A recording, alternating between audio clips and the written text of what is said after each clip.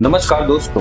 लाखों साल पहले इंसान जैसा कोई जीव धरती पर नहीं था। सिर्फ छोटे छोटे जीव थे जो पैरों पर रहते थे और जिंदा रहने की कोशिश करते थे। समय बदला और इन्हीं से नई मानव प्रजातियां की जन्म हुई, जो पैरों पर उतरी और धरती पर चली, औजार बनाई और पहली बार आसमान की ओर देखा। लेकिन सवाल अब भी वही है कि इनमें से कौन आगे बढ़ा, किसने जानवर, मौसम और भूख को हराया। आखिरकार कौन बचा जो आगे चलकर 7 अरब इंसान बना। इस वीडियो को आगे तक देखिएगा। अगर आप ऐसे ही रोचक और रिसर्च की हुई डॉक्यूमेंट्री देखना पसंद करते हैं तो इस चैनल को सब्सक्राइब जरूर कीजिएगा, क्योंकि ऐसी डॉक्यूमेंट्री बनाने में हमें घंटों मेहनत और रिसर्च करने पड़ते हैं। हमारी कहानी शुरू होती है लगभग 7 मिलियन वर्ष पहले। यह वो युग है जब धरती ने रूप बदला और इसके साथ जीवन भी। अफ्रीका का ये इलाका भाप से भरा,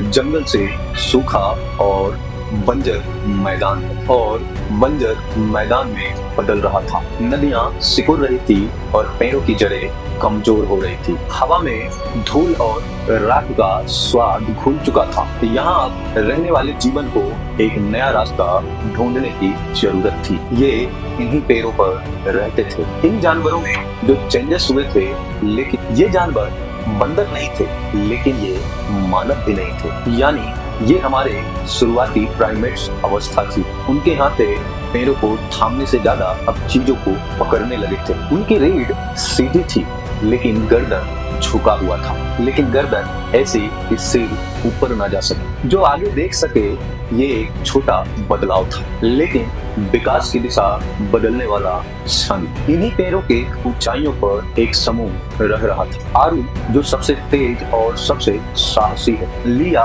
उसकी साथी है, जिसके हाथों में उसका शिशु है। ओना यानी उसका संसार है। वो पैरों से फल तोड़ते हैं, छाल से पानी पीते हैं और टहनियों के सहारे सो जाते हैं। नीचे धरती है, लेकिन उनके लिए ये एक डर है, अज्ञात दुनिया। लेकिन अब वो दुनिया बदल रही है। जिन पेड़ों ने उन्हें पनाह दिया, उन पेड़ों की शाखाएं अब सूख रही है। फल अब पहले जैसे नहीं रहे, उनकी पत्तियां अब करक हो गई। आर्या ऊपर ऊपर उड़कर हर दिशा में देखता है, पर उसके चारों ओर बस सूखा ही सूखा दिखता है। हवा अब अलग चलने लगी है। आरू के दिल में कहीं गहरा डर छोड़ रहा। पेड़ के सबसे ऊंची शाखा पर बैठा आरू आज फिर से नीचे देख रहा है। वहाँ घास की धीमी धीमी हरकत है, मिट्टी की एक गंध है और कहीं दूर कोई आवाज जो पैरों तक कभी नहीं पहुंचती थी। एलिया उसके संकेतों द्वारा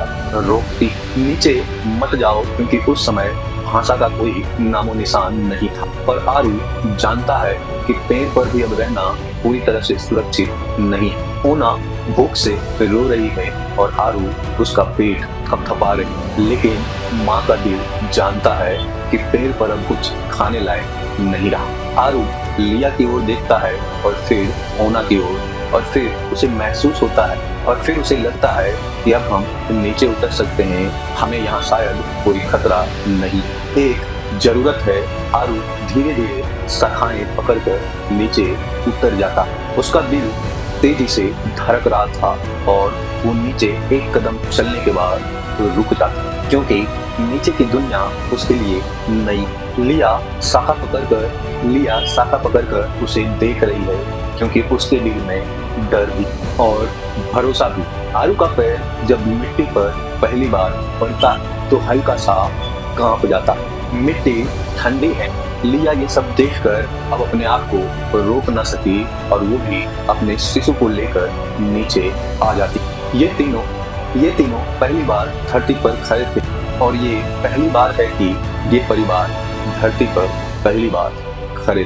खुले आकाश के नीचे और धरती के ऊपर अब आरू धीरे धीरे खड़ा हो रहा। पैरों में टेढ़ी रीढ़ रखने वाला आरू अब धरती पर सीधा खड़ा होने की कोशिश कर रहा था। उसके हाथ अब सहारा नहीं पकड़ रहा था। वो हवा में अब खाली। वो पहली बार हवा में अब 360 डिग्री घूमकर देख पा रहा। ये नया एहसास था, जैसे कि दुनिया बड़ी हो गई। शाम को सूरज ढल रहा था, वो अब पेड़ों की ओर देख रहा था जो कि कल तक उसके घर थे, पर आज वो दूर लग रहा। लिया मुस्कुरा रही है, होना शांत है, डर अब भी है, पर उस डर में एक हल्की सी उम्मीद की रोशनी है। यह परिवार नहीं जानता है कि ये मानव जाति का पहली शुरुआत। यह परिवार नहीं जानता है कि इसका छोटा सा कदम मानवता की सबसे बड़ी शुरुआत है। अब अफ्रीका बदल रहा है, जहाँ कभी घने पेड़ थे अब वहाँ बड़े बड़े घास उगाए, मैदान फैल रही है। अब इस बदलती धरती पर एक नया प्रजाति उभर रहा, अफ्रेंसिस, जिसे वैज्ञानिक आज लीसी भी कहते हैं। यही वो जीव है जो पेड़ों से उतरकर पहली बार दो पैरों पर चलना सीख रहे हैं। आरू और लिया का समय अब इतिहास बन चुका है, कई पीढ़ी बीत चुकी है। उसकी संतानों से जन्मी एक नई टोली लगभग 20 सदस्य की है, जिसमें पुरुष, महिला और छोटे बच्चे भी शामिल हैं। इन सबका जीवन पेड़ और धरती दोनों पर पट चुका है। इन्हें जमीन पर चलने की आदत पड़ने लगी। पेड़ों पर अब फल कम है, शाखाएं सूख चुकी है, पानी अब दूर मिलती है। आफा की टोली के पास अब सिर्फ एक ही विकल्प है, ज्यादा समय अब धरती पर बिताओ। इसी बदलाव का प्रमाण साउथ अफ्रीका के एक साइट पर वैज्ञानिक को मिला, जहां अफ्रेंसिस के पैरों के निशान मौजूद है। वे सच में सीधा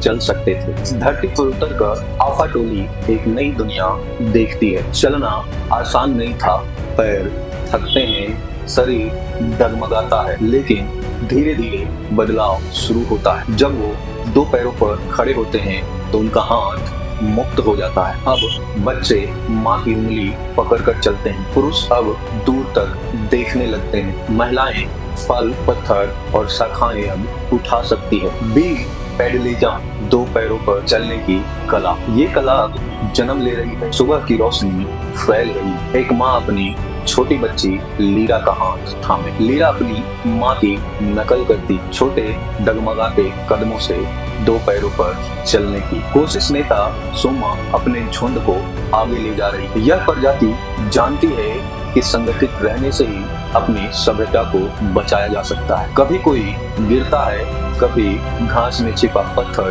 पैरों को चोट देता है। हर गिरावट के बाद वो थोड़ा और सीधा हो जाता है। पैरों की दुनिया उसकी यादों में, वहीं खेलते थे, वहीं सोते थे, लेकिन पैर अब पीछे छूट रहा है। आफा टोली को अब रात झाड़ियों में बिताना पड़ता है। तेज हवा चलती है, आवाजें डरावनी होती है, लेकिन हर सदस्य जानता है कि जीना है तो चलना पड़ेगा, और चलने से सिर्फ पैर नहीं बदलते बल्कि दिमाग भी बदलते हैं। आफा टोली अब दूर तक देखती है, शिकार कहाँ मिलेंगे, पानी कहाँ मिलेगा, कहाँ जाना है, किस दिशा में जाना है, ये फैसले अब लेने लगा था। ये फैसले दिमाग को जटिल सोच सिखाता। इसी कारण से अफ्रेंसिस का मस्तिष्क 450 तक सीधा हो गया था। 450 सीधा का मतलब क्या होता है? यह उसके दिमाग का आयात को बताता है। जितने ज्यादा आयात उतना ज्यादा बुद्धिमान, यानी सोचने समझने की शक्ति को बताता है, जो उसके पूर्वज से बड़ा था। एक शाम छोटी लीरा एक पत्थर उठाती है। वह पत्थर अपनी माँ को देती है। माँ उस पत्थर से सूखी शाखाएं तोड़ती है। यह छोटी सी हरकत आने वाले लाखों वर्षों की शुरुआत है। औजार बना क्षमता पेड़ों पर शुरू हुई और अब मैदान में चल रही है। ना वो पूरी तरह से जानवर थे और ना वो हमारी तरह इंसान, पर उनके भीतर एक चीज थी जो बाकियों से उन्हें अलग बनाती थी, बदलने की हिम्मत, और यही हिम्मत विकास कहलाती है। लेकिन सवाल अब भी बाकी है। भूख बढ़ेगी, रातें खतरनाक हो जाएगी, तब आफा टोली क्या कदम उठाएगी? क्या वो आग खोजेंगे या फिर पत्थर को औजार में बदलने की तकनीक खोजेंगे? और सबसे जरूरी, क्या सोमा अपने बच्चों को एक सुरक्षित दुनिया दे पाएगी? अब हमारी कहानी पहुंचती है आज से 24 लाख वर्ष पहले। अफ्रीका अब पहले जैसी नहीं रही। अब मौसम समय के साथ बदलती रहती है। धरती कभी गर्म रहती है तो कभी ठंड रहती है, और बरसात ऐसी होती है और कभी सालों तक नहीं गिरती है घास के मैदान। अतः ही फैला है और इस वक्त धरती पर दुनिया का सबसे खतरनाक शिकारी घूम रहे हैं, सेबर टूथ, टाइगर विशाल और हाइना। इसी उथल पुथल में जन्म हुआ है होमो हवेलिस की, हमारी अगली पीढ़ी की कहानी। आफा टोली की वंशावली अब बदल चुकी है, उसका झुंड अब विकसित होकर एक नई टोली बन चुकी है। होमो हवेलिस अब पहले से ज्यादा सीधा चल सकती है, उसके हाथ पहले से ज्यादा तेज चलती है और दिमाग पूर्वजों से ज्यादा बड़ा। ये नई टोली हानो गैथर कहलाती है। इसके सरदार है जुमा, शांत पर बेहद चतुर है। उसकी पत्नी एला बहुत मजबूत है और अपने बच्चों का पालन पोषण अच्छी तरह से करती है। उसका 4 साल का बेटा केया है, दुनिया को सिखा रहा है चलना, बोलना और डरना। और उसके साथ है एक 70 साल का बूढ़ा जो उन सब के लिए एक किताब है। हानो गैथर का सबसे बड़ा दुश्मन कोई जानवर नहीं है बल्कि उसके भूख है। जंगल अब घट रहा है, फल और पत्ते अब कम मिलते हैं। कभी कभी इस झुंड को 2-2 दिन तक भूखे रहना पड़ता है। भूख एक शिक्षक है और यही भूख ने होमो हवेलिस को सोचने पर मजबूर करती है। एक दिन जुमा और नारू, जो हानो गैथर का मेजर भी है और उसके साथ समूह का एक बुजुर्ग भी है, एक मरे हुए जानवर तक पहुंचता है और वहां गिद्ध भी मंडरा रहे, अंदर से रस और मांस बाहर आ रहा। यह पहली बार है जब उसने ऐसा तरीका इख्तियार किया जो उसके भूख को मिटाने में सबसे कारगर साबित हुआ। जब भोजन नसीब नहीं होता था तो ऐसे मरे हुए जानवर का मांस को खाकर जिंदा रहना पड़ता। एला चौंकती है पर जुम्मा के आंखों में चमक। यही वो क्षण है जब पत्थर से भोजन तराशने का, यही वो क्षण है जब पत्थर से भोजन खोजने का तरीके समझ में आए। लेकिन मैदान में शिकारी बहुत विशाल हाइना, तेज चीते और कई सारे विशाल जानवर रात के समय शिकार की तलाश में घूमते रहे। अकेला होमवेलिस उसका मुकाबला नहीं कर सकता, इसीलिए जुमा एक नई कला को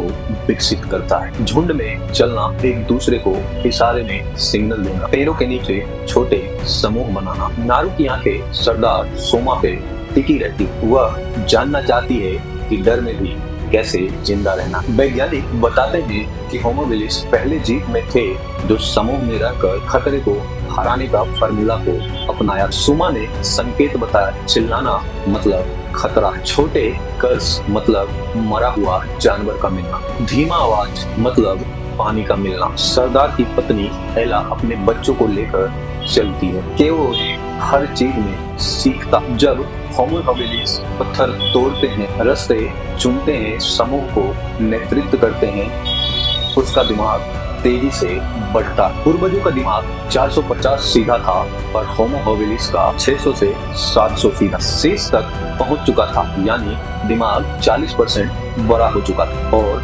सोचने की क्षमता कई गुना अधिक था। केओ एक सिखाता है कि पत्थर को कैसे तोड़ना है, कौन से पत्थर से मांस को निकाला जाता और किस जगह शिकारी नहीं आते। एक रात हाइना हमला करता है, पूरा झुंड चीख कर पेड़ों की ओर भागता है। एला कुएं को छाती से चिपकाती है, जुमा पीछे से पत्थर उठाए, चेहरा डर से कांपता हुआ, लेकिन कदम 1 इंच भी पीछे नहीं हटता है और हाइना डर कर पीछे चला जाता है। इस पूरे युग में होमो हवेलिस ने 3 बड़ी चीजें सीख ली, स्टोन, समूह और सोचना। यह तीनों मिलाकर मानवता की अगली छलांग की तैयारी कर चुके। केआर पत्थर हाथ में लेकर बैठा है जैसे कि वो कुछ तोड़ रहा। धीरे ध्यान से उसकी आंखें चमकती है, वह कुछ खोज रहा है या फिर कुछ बनाने की कोशिश कर रहा, लेकिन उन्हें पता नहीं था कि पत्थर सिर्फ पहली औजार है। आगे ऐसी शक्ति उनकी इंतजार कर रहा जो रात को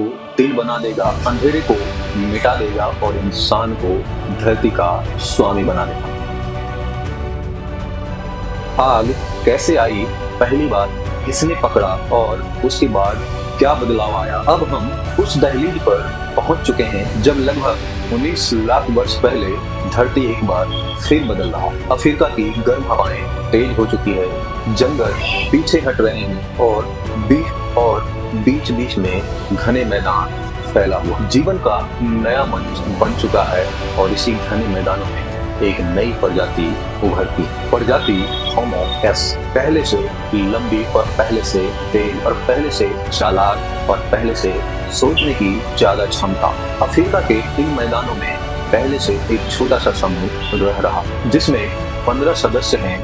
कई बच्चे हैं, कई महिलाएं हैं और कई बूढ़े भी हैं जो कि पहले से मौसम को समझ लेता है। कुछ नवजात हैं जो तेज दौड़ता है और कुछ महिलाएं हैं जो बच्चों को संभालती है और छोटे छोटे बच्चे हैं जो हर चीज को उत्सुकता से देखता है। यह समूह ही उसका परिवार है। एक साथ चलना, एक साथ लड़ना और एक साथ जीना ही उनका मकसद है। मौसम अब पहले जैसा नहीं रहा। कभी गर्मी इतनी कि हवा भी झुलस जाए और कभी इतनी ठंडी और पानी मिलना। ये समूह हर रोज 20 से 30 किलोमीटर चल रहा है सिर्फ तालाब की तलाश में। बुजुर्ग थक चुके हैं लेकिन टोली रुक नहीं सकती क्योंकि रुकने का मतलब है मर जाना। अंततः वो तालाब के पास पहुंचते हैं और सभी पूरा समूह अपना प्यास को बुझाता है। लेकिन इसी के साथ दूसरी चुनौती शुरू हो जाती है क्योंकि मैदान में उस समय शिकारी घूम रहे होते हैं। तेज चीते, शेर, हाइना और उस समय डायनासोर भी मौजूद था जो कि उस समय के सबसे खतरनाक शिकारी माना जाता। वो जानते थे कि रात यहीं बितानी है, इसीलिए वो सभी समूह एक साथ गोले में बैठते। बच्चे बीच में, जानवर वहां के हवा में डर फैला रही है।